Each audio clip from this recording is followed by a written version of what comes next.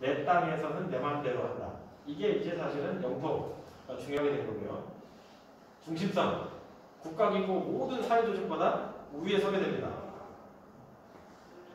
그 이제는 달랐어요. 지방의 조직들하고 그리고 다른 사회 영역 조직들, 종교 조직들이 국가보다 우위에 선 적이 많았습니다. 그런데 이제 본격적으로 국가가 모든 것을 관장합니다. 지금도 마찬가지예요. 여러분들 지금도 보세요.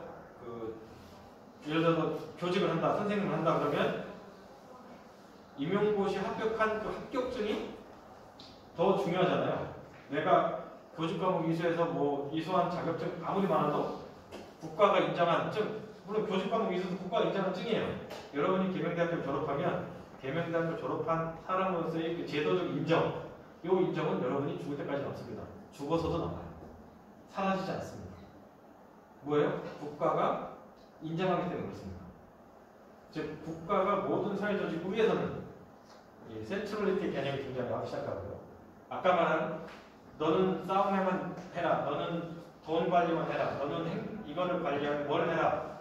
그럼 사람이 몇 명 있는지 알아야 군대도 징집하고 또 얼마를 버는지 알아야 되니까 이 비용을 관리할 수 있는 다양한 전문가들이 필요하기 시작하죠. 그러니까 행정기구가 분화될 수밖에 없죠. 가장 중요한 건 이제 마음대로 니네 부장 못한다. 폭력도 휘두를 수 없다. 이거죠. 그래서 스티븐 핑커라는 사람이 한 얘기 중에 근대가 되면서 국가가 폭력을 독점해서 흡수주의 국가가 폭력을 독점해서 자기들끼리 싸우는 걸 금지하죠.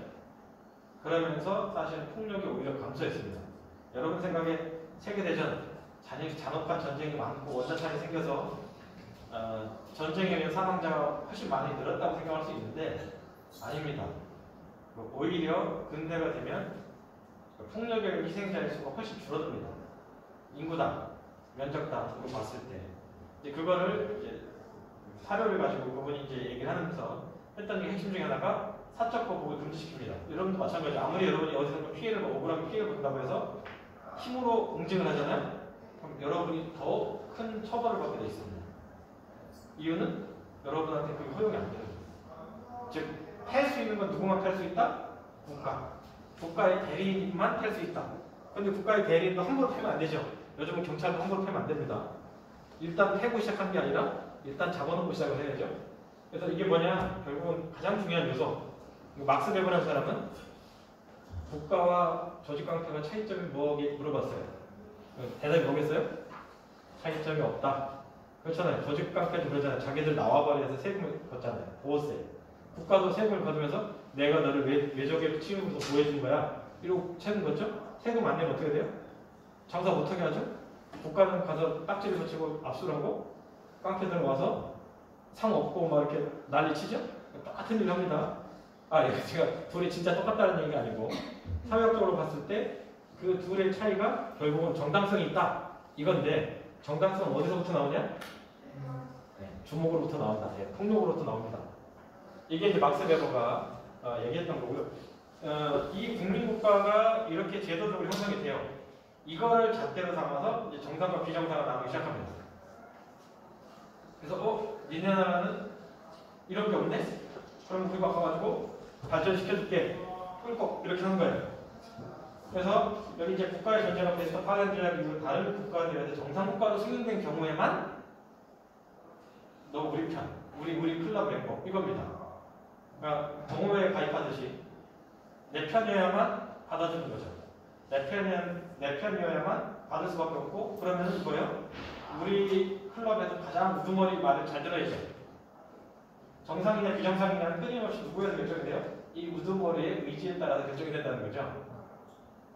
그러니까 단지 이때 그 요소, 국민국가 요소나 다른 요소, 여기 이제 인권이 들어가고 21세기 형태의 새로운 요소가 들어가지만 그러나 잣대는 늘 어떻게 해요? 똑같지가 않고 다르다라는 겁니다. 어쨌든 그래서 정상을 판단하는 주체는 국제관계에서 그 관계를 지배하는 국가의 의지에 따라서 결정이 된다는 거예요. 그러니까 그게 중요한 사안이 되고 이게 이제 진화론이 확대되고 여러분 그리고 진화론은 아마 진화론 공부해보시면 알겠지만 그 찰스 다윈의 그 진화론의 모든 거라고 생각하시면 안 되고요. 찰스 다윈 이전에 인구론을 저술한 멜서스주의자들이 사실은 진화론의 모체가 됩니다. 사회진화론의 상당수는 멜서스주의자들이 진화론을 형성을 합니다. 이미 이때쯤 나왔던 것이고 우리가 흔히 아는 19세기 이전부터 강한 자, 특히 이제 저한테 인상적인 게 뭐냐면 인간은 자기가 부영할 수 있는 능력보다 더 많이 애를 낳는다. 그래서 걔를 먹여 살리려고 열심히 노력한다. 그래서 사회가 진보하는 거다. 이렇게 씁니다. 말이 안 되는 거 같죠? 상당 부분 말이 됩니다. 뭐예요? 인간의 욕구를 충족시키는 방식, 전쟁에서 승리하는 방식.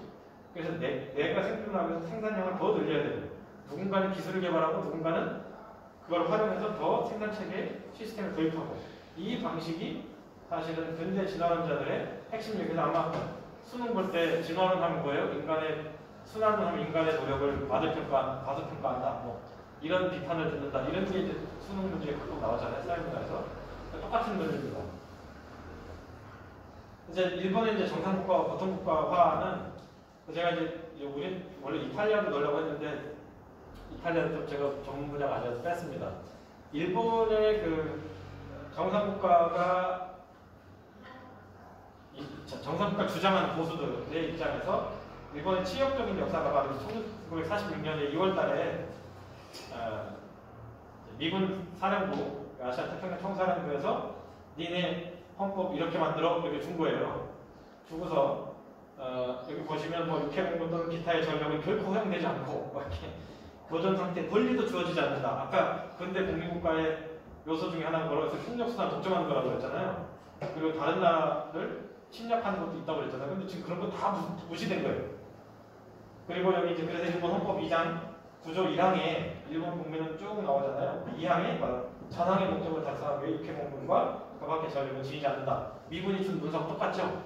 일서에 의하면 너 이거 2시간 만에 우리한테 답해 할지 안 할지 이렇게 했다고 해요. 일본 그 미군 장교가 와서 이거 툭 건네고 이거대로 할지 안 할지 통보만 해. 이게 얼마나 자존심 상하겠어요.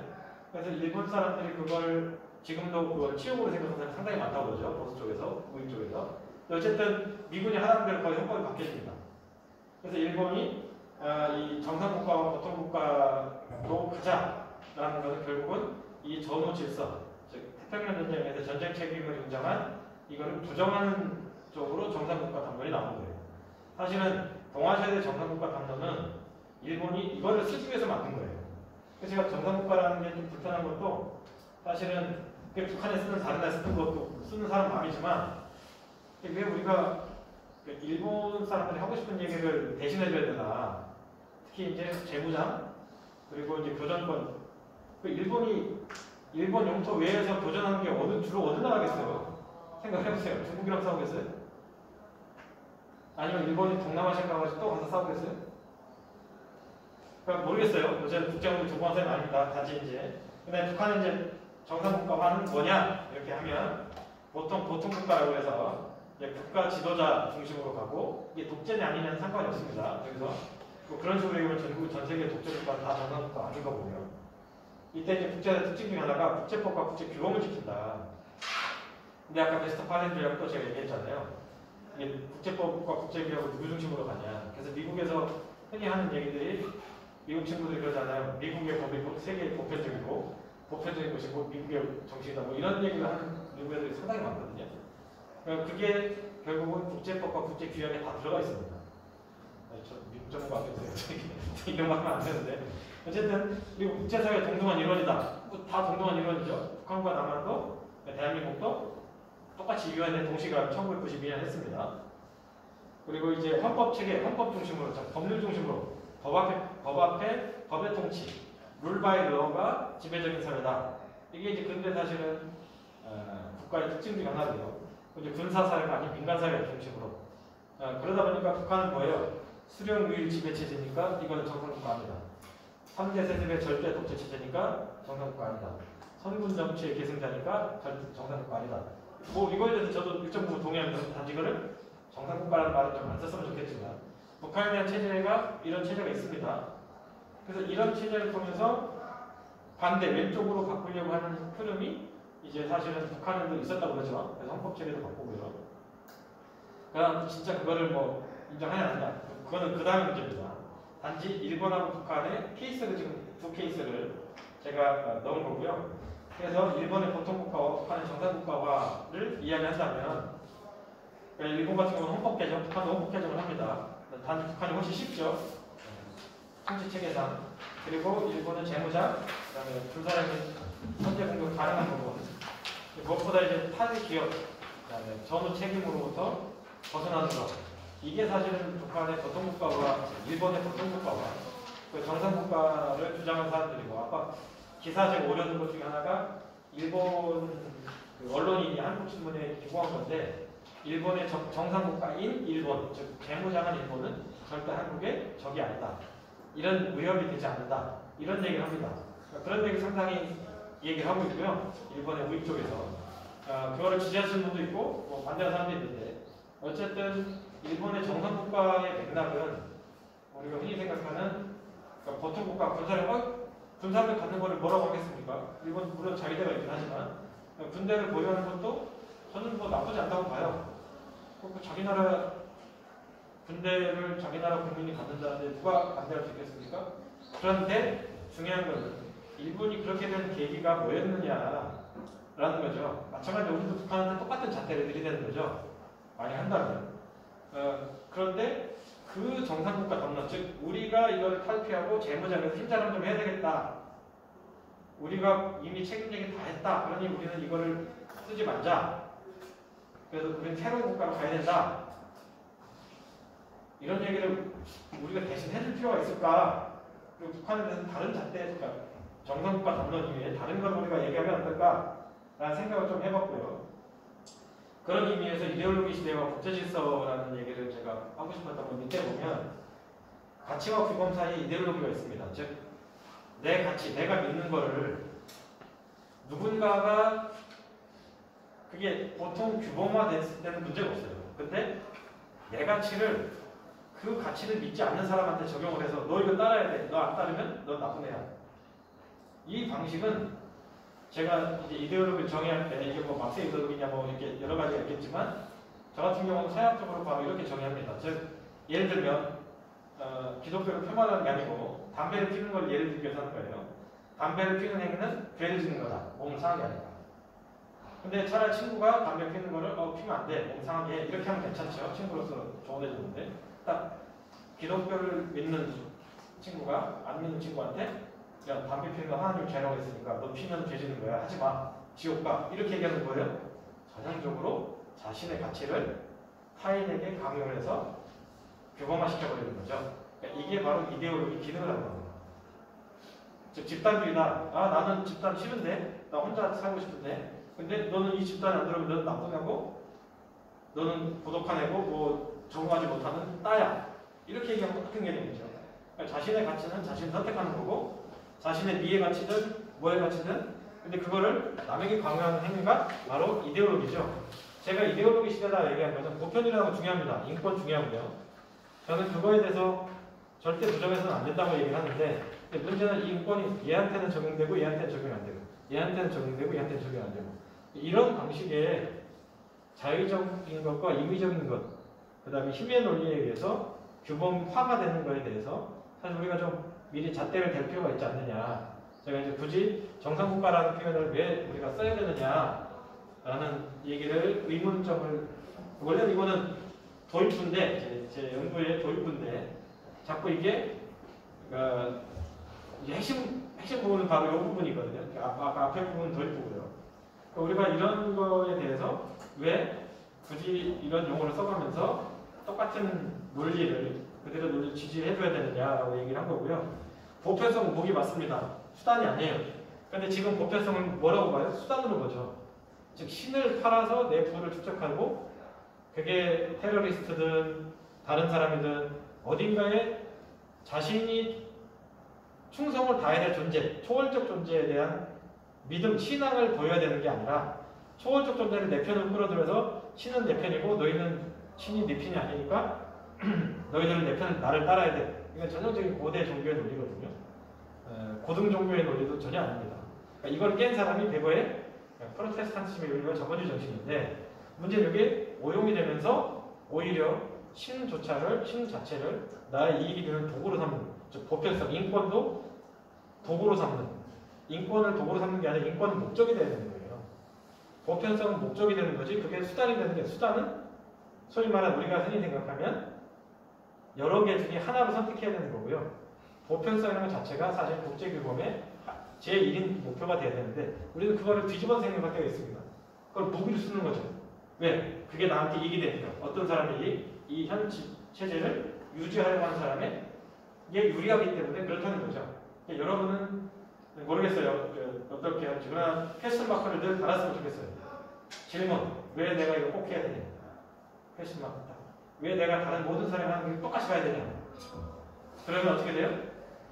그 방식이 가장 익숙한 사람은 뒤를 따라오게 돼 있어요. 누군가가 정해놓은 룰에 따라서 그 룰에 가장 최적화된 사람.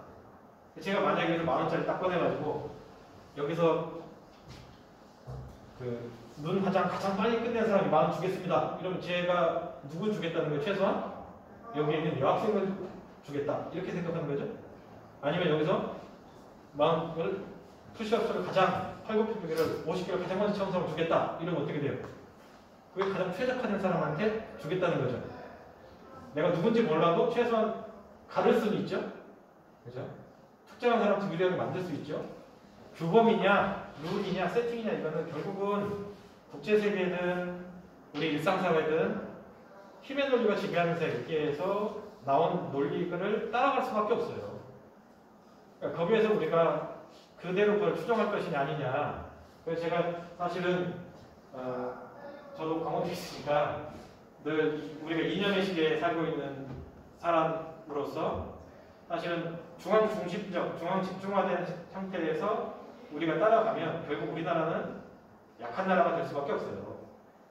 다른 지역에 가면 강한 나라가 되지만 러시아랑 우리가 붙어서 한판 붙어서 이길 수 있으니까 일본이랑 붙어서 이길 수가 있습니까? 패배주의 아닙니까? 생각할 수 있지만 일단 기본 국력의 차이가 달라요. 사이즈가 달라요. 그럼 중국이랑 붙어서 이길 수 있어요? 못 이깁니다. 그럼 요게 이제 사실은 제가 학생들한테 가장 많이 해주면서 하는 얘기가 결국 이 집단의 시대, 이념의 시대에 우리가 가야 될 게 뭘까를 생각해 보면 결국은 본권화된 시스템에 따라서 우리가 지역 간의 네트워크화가 가능하지 않을까. 그게 이제 제가 집중화된 시스템에서 가장 집중화된 최적화된 사람끼리 경쟁하는 데에서 절대 약자가 거기서 승리할 수가 없습니다.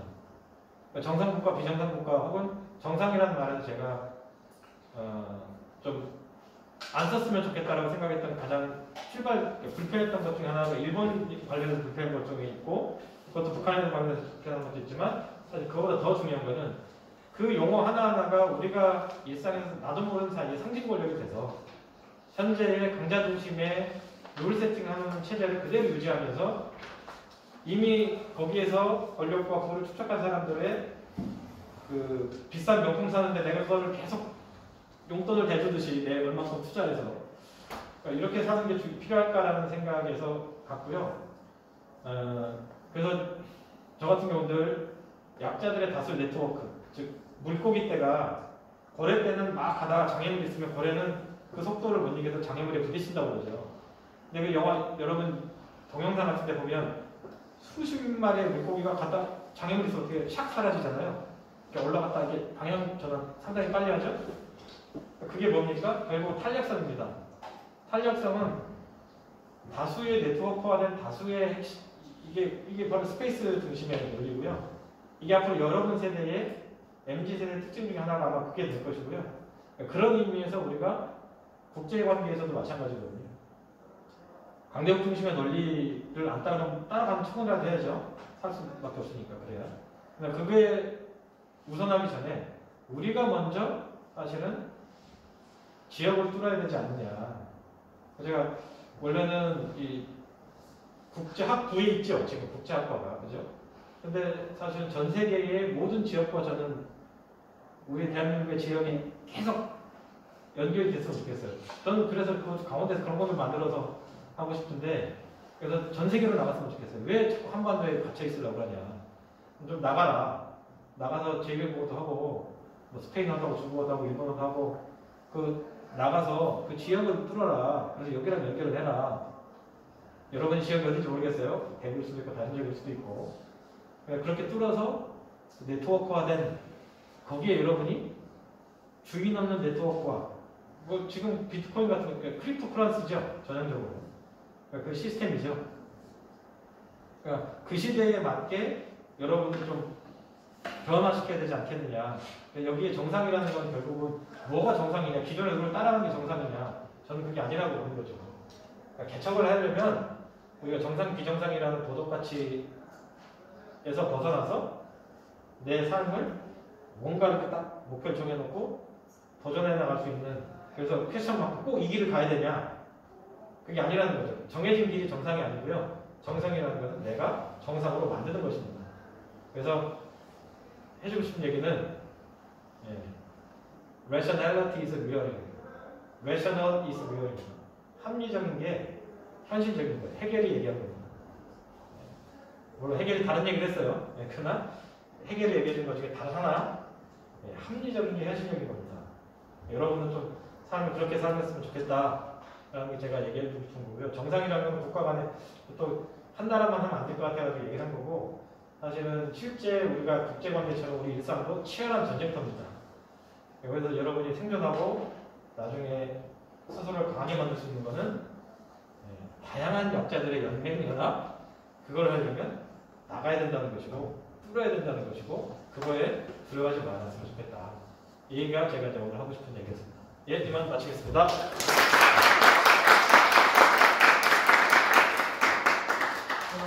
여러분들 강의에 이제 뭐 한 시간